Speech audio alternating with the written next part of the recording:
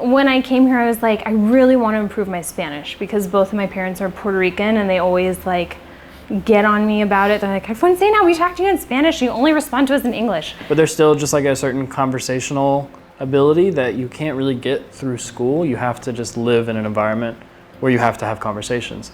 For example, I've learned a lot of words from the baker lady that works at the bakery around the corner from our house. We have conversations about like typical desserts and different times of the season and things like that. So she gives us free samples. There's just so much learning to be had here. It's kind of impossible not to improve your Spanish. My Spanish got a lot better after joining my volleyball team. I was forced to listen to my coach tell me how to do drills in Spanish. I was communicating with them. I wanted to build a relationship with them, so it really forced me outside of my comfort zone.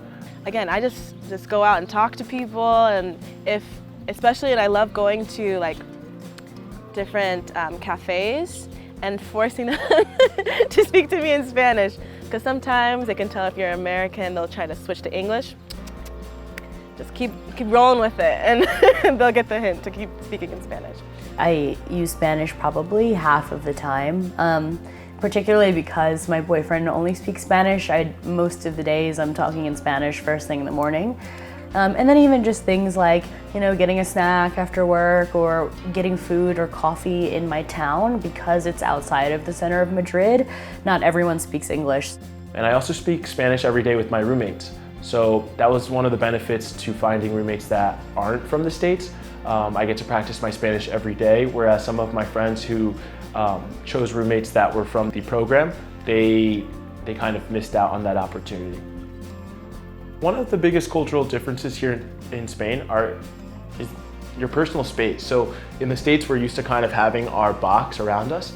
And obviously people here, when you meet them, they might come up to you and give you 2 kisses, or they'll come and give you a hug. And in the States, we're firm handshakers.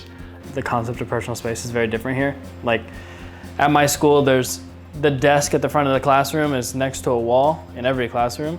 And say the wall is here and the desk is right there. There's not enough space, and the teachers will like pass right in front of me like this. And I'm always just like, or they'll come up and talk to me and be like, hey, can you help me with something? And I'm just like, yeah, personal space is definitely different here than it is in the US. It doesn't really bother me though, but like I have noticed that people will come to talk to you and they'll just like get really close, and I'm like, oh.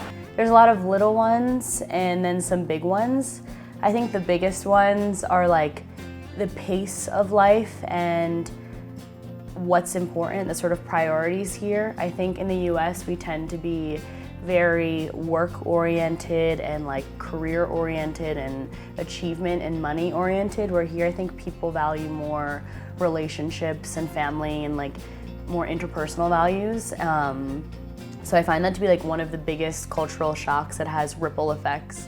It might be a different language, or it might be a different culture, it might be different cuisine, but humans are still humans, so you'll always find those connections, you'll always find your people, and as a person, you'll always fit in anywhere, so I think just go for it.